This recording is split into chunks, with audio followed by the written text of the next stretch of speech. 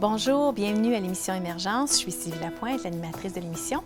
Et à l'émission Émergence, on accueille des gens qui travaillent dans notre communauté à partager leurs talents, partager leurs forces, leurs convictions, leurs passions et qui font une différence positive. Et aujourd'hui, j'ai le plaisir d'accueillir Fabrice Blé, qui est un professeur à l'Université Saint-Paul.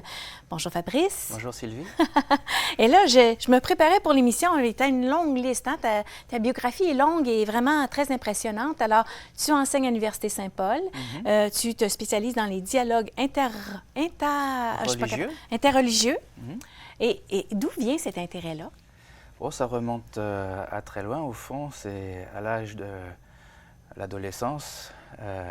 Et souvent, on est en quête. On se pose les grandes questions. On se cherche. On se cherche, des questions existentielles, etc. Et c'est à ce moment-là que j'ai exploré le monde des religions. Et ça ne m'a pas quitté. Et quand j'ai voulu en faire un métier, je me suis inscrit davantage dans la religion qui était la mienne, celle de mes parents également, le christianisme, mais toujours en rapport avec d'autres traditions spirituelles et principalement le bouddhisme. Voilà. Et pourquoi le bouddhisme?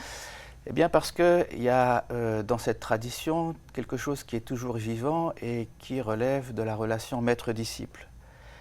Ce qui était plus difficile pour moi de saisir dans le christianisme. Être à l'écoute, pouvoir apprendre de quelqu'un qui connaît cette intériorité à laquelle vous êtes appelé, je trouvais ça très, très important. Et c'est vrai qu'en suivant des enseignements du bouddhisme tibétain, plus tard du zen, m'a beaucoup aidé à comprendre ma propre tradition. C'est intéressant. Alors, ça a créé un pont pour mieux comprendre justement ta tradition parvenue de ta famille, etc. Tout à fait, parce qu'aucune religion n'est étanche. Non. Elles sont toutes en lien les unes avec les autres, s'empruntant des éléments. Et ça s'est opéré à travers l'histoire. Donc il y a un processus syncrétique qui est tout à fait naturel. Et donc ça, c'est important de le reconnaître.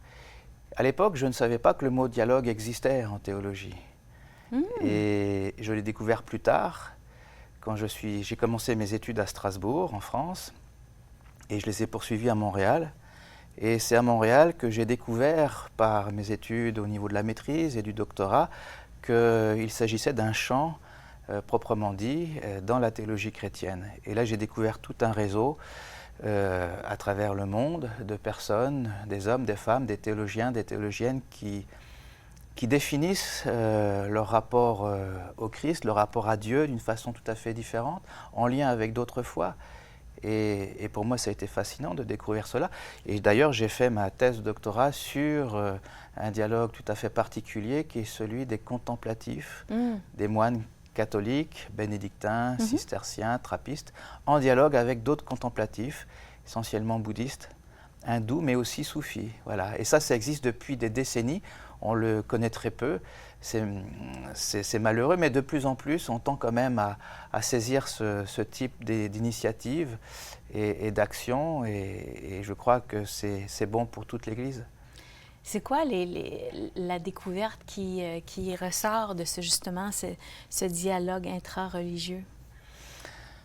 Vous avez dit intra-religieux, intra-religieux, c'est oui. très bien, parce oui. qu'au fond, ça donne une dimension autre au dialogue interreligieux, oui. qui est la dimension intérieure. C'est-à-dire que j'accueille en l'autre sa façon de voir, sa vision du monde, sa façon de prier, sa façon de penser. Et il y a un dialogue à l'intérieur qui s'effectue. Et alors il y a des pionniers qui vont dans ce sens, et on va pouvoir parler tout à l'heure un peu d'Henri Le Sceau. C'est l'un des grands pionniers justement qui va dans ce sens-là, c'est-à-dire accueillir l'autre, non plus comme une menace, mais véritablement comme une chance, un enrichissement. Et ça, c'est formidable. Alors qu'est-ce que ce dialogue peut nous apporter? De ressaisir, je dirais, quelque chose de l'ordre de l'essentiel de notre propre tradition, à savoir par exemple l'hospitalité. Pousser l'hospitalité jusqu'au bout, pas seulement par rapport aux plus pauvres, aux plus démunis, mais aussi celui qui a été souvent l'ennemi, dans l'histoire du christianisme, c'est-à-dire celui qui croit autrement. Oui. À l'intérieur de l'Église, on l'appelait hérétique, à l'extérieur, on l'appelait le païen. Mhm. Et donc, c'est offrir l'hospitalité, être reçu, non seulement recevoir, mais aussi être reçu chez celui qui prie, qui croit autrement. Et ça, c'est vivre finalement l'Évangile d'une autre façon. C'est une autre forme d'hospitalité, je dirais. Oh, j'aime bien. On a un parcours semblable, sauf que moi, je n'ai pas poussé mes études là-dedans, mais foi chrétienne aussi, mais catholique. Il me restait des questions. Et donc, j'ai passé une grande partie de ma vie, et encore aujourd'hui, à explorer les différentes croyances, les différentes formes de spiritualité, tout ça. J'ai voyagé partout à travers le monde, en Inde. J'ai été fascinée par aussi la façon d'être et de relier la religion et la spiritualité au Japon, par exemple, et les religions, pas les religions, mais la spiritualité autochtone, parce que, bon, j'ai des antécédents autochtones. Et il y a beaucoup de similarités, hein? Tout à fait.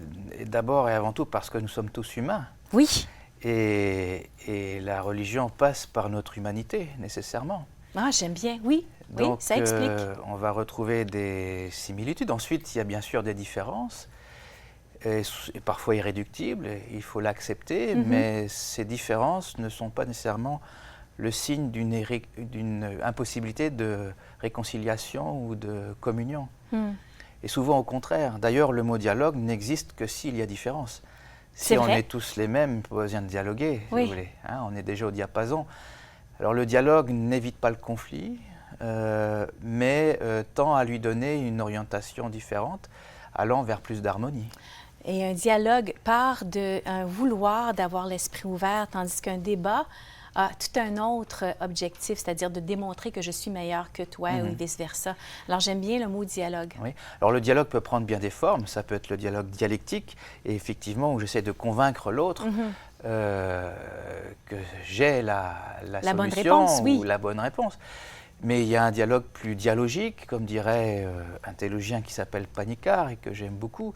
Il y a aussi un livre de Bill Isaacs qui dit la même chose. D'accord. Oui, alors le dialogue dialogique. Le dialogue dialogique, c'est le dialogue véritablement où on cherche à saisir une communion, quelque chose qui nous unit au-delà des différences. Voilà. Et ce dialogue des moines va dans ce sens, véritablement. Le désert de l'altérité, ce livre... Alors, ton livre, alors justement, tu as apporté des objets, puis on se lance déjà là-dedans. Tu avais apporté un stylo pour symboliser le côté écrivain. Ah bah, écrivain, c'est un peu, je dirais, c'est un peu trop. J'aimerais davantage dire écrivant qu'écrivain. OK. Donc, je n'estime pas faire de la littérature. C'est un mot cadeau écrivain, hein? Est-ce que tu savais? C'est un beau cadeau, effectivement. Non, c'est un mot cadeau. Ça prend les gens qui lisent ce que tu as écrit pour dire tu es un écrivain plutôt qu'un écrivain. D'accord, ben c'est gentil. Alors, je te le donne. Eh bien, c'est gentil, je le garde. Alors, le stylo représente... Le stylo, alors voilà, il n'a aucune valeur émotionnelle en soi, mais par contre, il représente quelque chose qui est important pour moi, savoir l'étude, la réflexion. Alors, on les voit à l'écran, le désert de l'altérité. Le désert de l'altérité, voilà. Alors, et le stylo, bon, c'est ça, c'est le point de départ? C'est le point de départ, c'est-à-dire qu'au fond, ça... Alors bien sûr, c'est lié aux études, aux recherches, mais plus profondément ou plus fondamentalement, c'est l'idée que le cheminement spirituel ne peut généralement pas faire l'économie d'une réflexion ou d'une prise de distance par rapport à ce qu'on vit. Essayer de comprendre ce qu'on vit pour finalement approfondir cette expérience. La spiritualité n'est pas anti-intellectuelle, je crois. Et en ce sens, on a besoin d'une certaine capacité à articuler, à trouver des mots justes pour dire nos sentiments, pour dire nos émotions, et surtout quand elles relèvent d'une spiritualité. Voilà. Alors, oui, c'est ça. Donc, le stylo, c'est la réflexion, l'étude, les recherches. En ce moment, par exemple, je m'intéresse beaucoup à la spiritualité du désert. Oui. Ces pères et ces mères du désert qui sont à l'origine du monachisme chrétien. Et ce sont des gens qui ont peuplé les déserts d'Égypte, de Syrie au 3e, 4e siècle, 5e siècle, et qui sont à la base de la spiritualité du christianisme. On les connaît peu malheureusement, mais je crois qu'il y a un retour aujourd'hui progressif à ce genre de littérature, de savoir, qui est très psychologique. on peut être en dialogue avec la psychologie moderne, je dirais, avec ces personnes qui nous ont précédés et qui ont une grande connaissance de comment l'esprit humain fonctionne. Et il y a même aujourd'hui des psychologues, des médecins qui tendent à ressaisir ce genre de savoir, notamment ce qui a trait à l'acédie. L'acédie. L'acédie, c'est un mot qu'on a perdu de vue, mais qui tend à redevenir de plus en plus courant et qui veut dire tout simplement, enfin qui est très lié à la dépression, au fait de ne pas être satisfait là où l'on est. Ah, OK, oui. Et ça relève des maladies. C'est vrai que c'est un mot qui est très à propos ces jours-ci. Oui, tout à fait. Oui. Tout à fait. Et ça fait partie des maladies spirituelles qu'on retrouve chez les pères du désert, qui ont donné lieu par la suite aux 7 péchés capitaux. Mais en déformant, si vous voulez, le contenu, je dirais, le sens à ce genre de choses.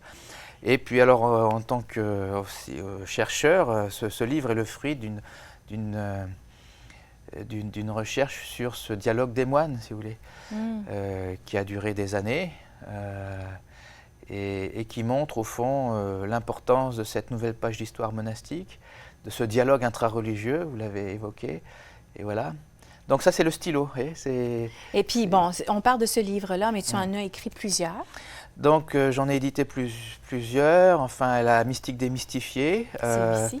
Voilà, avec cette couverture bleue et noire, qui a été le fruit d'un colloque que j'ai organisé à l'Université Saint-Paul en 2009 sur la mystique. Et ça, c'est quelque chose qui m'est cher, de vouloir redonner accès à cette tradition de l'intériorité dans le christianisme. Vous savez, il y a beaucoup de personnes qui sont intéressées par l'intériorité, par la méditation. Et souvent, et ce n'est pas un tort, on va vers les religions orientales, vers le bouddhisme, vers l'hindouisme. Aujourd'hui, ce qui est beaucoup plus populaire, c'est la méditation pleine conscience, mindfulness. Oui. Et on oublie souvent qu'au sein de l'Église, au sein du christianisme, il y a une grande tradition de l'intériorité. C'est vrai qu'on l'oublie parce que moi aussi j'ai fait ce parcours-là en tant que prof de yoga. Ouais. Je suis allée m'intéresser au bouddhisme et même le yoga qui était une forme de religion qui date de 3000 ans parce que je ne le trouvais pas dans mon expérience à moi. Et c'est vrai que c'est souvent difficile d'accès. Oui. Et alors dommage. Tu veux justement élever cette pratique. Dans le contexte qui est le mien, c'est-à-dire professeur à l'université en théologie, je trouve important de pouvoir redonner accès à cette tradition. Ah, tout à fait, tout à fait. Ces auteurs, à travers les siècles, on en connaît quelques-uns de noms, comme Jean de la Croix, Maître Eckhart, Thérèse d'Avila, Madame Guyon au XVIIe siècle, Denis l'Aréopagite, il y en a plein, si vous voulez. Mais l'idée, c'est de les remettre sur le devant de la scène. Bien, merci de nous faire ce cadeau. On prend une pause et on revient avec Fabrice Blé pour parler de justement ton parcours intra-religieux, pour le dialogue intra-religieux. D'accord. À bientôt.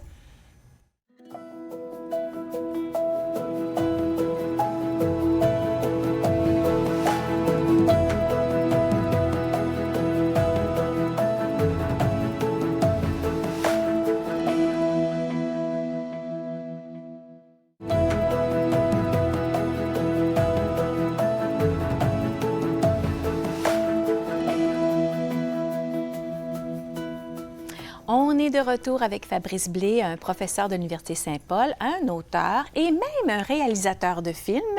On va se lancer dans ce deuxième aspect de qui tu es. Alors, tu avais apporté une caméra. Tu as apporté une caméra. Oui, tout simplement. Pour symboliser. Pour symboliser, enfin pour représenter le film, mais encore une fois, plus fondamentalement, un regard plus intuitif, plus poétique, différent du discours universitaire, qui relève davantage de la raison. Ici, c'est de dire les choses de façon plus immédiate, à travers l'émotion, la sensation. Au fond, ça évoque la création artistique. Voilà. Et pour moi, c'est une complémentarité que d'avoir d'un côté des articles à écrire d'une façon plus scientifique et et le film, la réalisation cinématographique qui me permet de me laisser davantage aller dans l'émotion pour transcrire quelque chose qui est de l'ordre d'un désir. Parce que l'article, lui, c'est essayer de comprendre. Hein. On essaie de dire, de comprendre les choses, alors que le cinéma ou l'audiovisuel, comme j'essaie de On dit l'exercer... des images valent 1000 mots. Hein? Voilà, c'est ça, c'est-à-dire d'évoquer Oui. davantage et de susciter un désir, une ardeur. Voilà. D'aller chercher le cœur des gens, pas Oui, juste la voilà. tête. Et là, on voit la bande-annonce de ton film Donc, L'Aurore du Tréfonds. c'est un film sur un moine breton, Henri Le Sceau, qui est parti en 1948 en Inde. Il n'est jamais revenu en France. Il a passé 19 ans dans son monastère que vous voyez ici la bibliothèque. Et il partait en Inde pour faire connaître le meilleur de la vie monastique aux hindous. Ah bon? Mais c'est quelqu'un qui était qui avait une grande soif de Dieu. Il arrive au monastère à 19 ans et il écrit à son maître des novices: « J'ai l'âme très ambitieuse, je veux connaître l'absolu, j'espère que vous serez à la hauteur. » Donc il avait déjà cette maturité, voyez-vous, à cet âge si jeune. Et à l'âge de 24 ans, il a l'appel de l'Inde. Il veut faire connaître sa tradition de Saint-Benoît aux hindous, mais au fond, c'est une occasion pour lui aussi d'investir davantage cette intériorité si connue chez les hindous. Et quand il va rencontrer un maître qui s'appelle Ramana Maharshi, au pied d'une montagne sacrée qui s'appelle Arunachala, ça va être un déclic, un bouleversement, quelque chose à s'ouvrir dans son cœur, des abîmes, et il va passer le reste de sa vie à entrer dans ces abîmes qui, au fond, sont l'équivalent d'entrer dans l'éveil, dans une libération intérieure. Voilà. Et le film, c'est inspirant?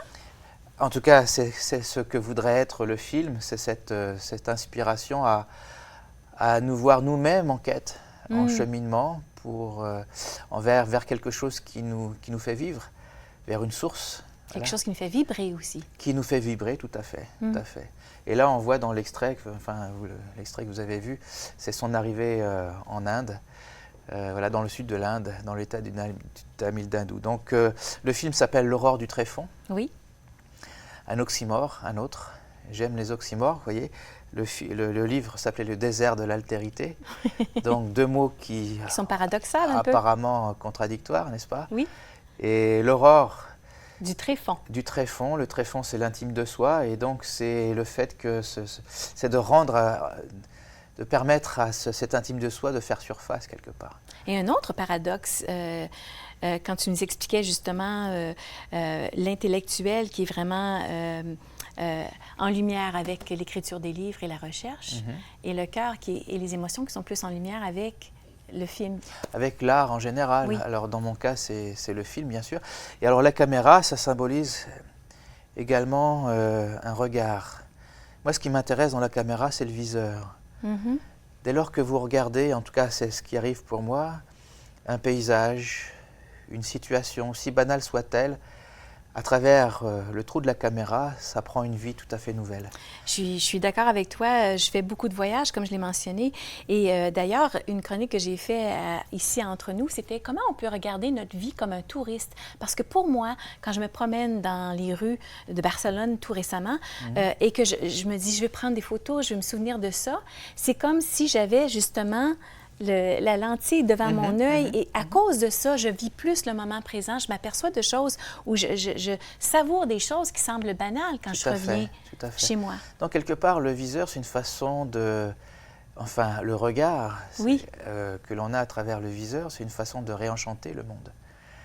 Et de lui donner une nouvelle orientation. Une orientation qui, dans le cas de la spiritualité, va vers plus de libération, plus d'authenticité. Et c'est comme ça que j'ai pensé ce film. Donc, ce n'est pas un documentaire au sens classique du terme, où j'essaie de dire d'une façon chronologique la vie de Le Sceau. Non, c'est plutôt de nous donner le goût pour une vie en plénitude. Au fond, c'est de raconter le récit d'un éveil au réel. Voilà. Et pourquoi Henri Le Sceau? Henri Le Sceau, je le côtoie depuis longtemps, depuis les débuts de mes études en théologie, et c'est quelqu'un qui vit ce dialogue intra-religieux. Et donc, moi-même, en dialogue avec le bouddhisme en tant que chrétien, depuis tôt, au fond, depuis l'âge de 18 ans, je me reconnaissais très bien dans ce personnage. OK, alors il y a un petit peu de biographie. Tout à fait, et c'est un peu comme un mentor, même si je ne l'ai jamais rencontré. C'est quelqu'un qui m'a inspiré, c'est quelqu'un qui m'a aidé à me penser dans la situation dans laquelle j'étais, c'est-à-dire une situation de dialogue. Et quelque part, c'est une figure inspiratrice. En parlant de dialogue, on a une photo qu'on va montrer à l'écran du Dalai Lama et... Et alors donc, ce que vous allez voir, c'est à l'abbaye de Gethsemane, dans le Kentucky. C'est l'abbaye où Thomas Merton a vécu, lui-même pionnier du dialogue interreligieux monastique. Et c'est pourquoi d'ailleurs ça a été fait, cette rencontre, en 1996, dans ce lieu. Alors on voit, il y avait 25 moines chrétiens de tous les continents, moniales également, de femmes, et 25 moines et nonnes bouddhistes de toute la Sangha, de toute la communauté bouddhique de plusieurs pays. Et on voit ici le Dalai Lama qui était 3 jours avec nous. Moi, j'avais la chance de faire partie des 100 observateurs qui étaient sur place. Et on voit ici l'abbé du monastère de Gethsemane qui plante un arbre, l'arbre de l'espoir, de l'espérance, du dialogue, de la paix, avec le Dalai Lama. Et c'est tout un personnage. Et j'ai eu le plaisir d'aller à une présentation d'une demi-journée avec le Dalai Lama. C'était ici à Ottawa et j'en garde encore des souvenirs très vifs. Il y a tellement d'amour et de compassion, cet homme-là. Voilà, et il essaie d'incarner bien sûr au mieux sa religion, oui. Où la compassion fait partie des 2 ailes, si vous voulez, avec la sagesse. Et le dernier objet, c'est la roche.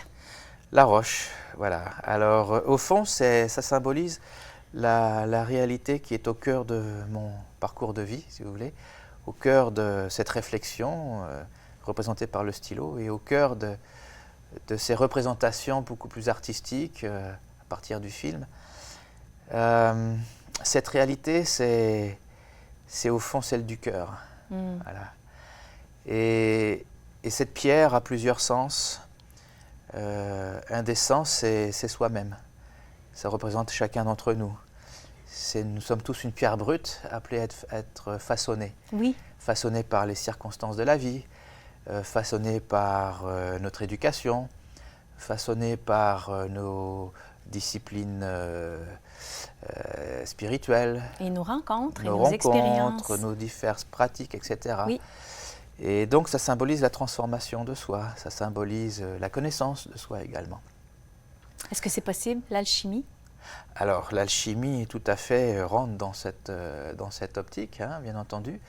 L'alchimie, c'est la transmutation de l'or en plomb, mais de façon plus spéculative, c'est-à-dire soi-même, hein, et trouver quelque chose qui est de l'ordre de la vérité, de l'authenticité.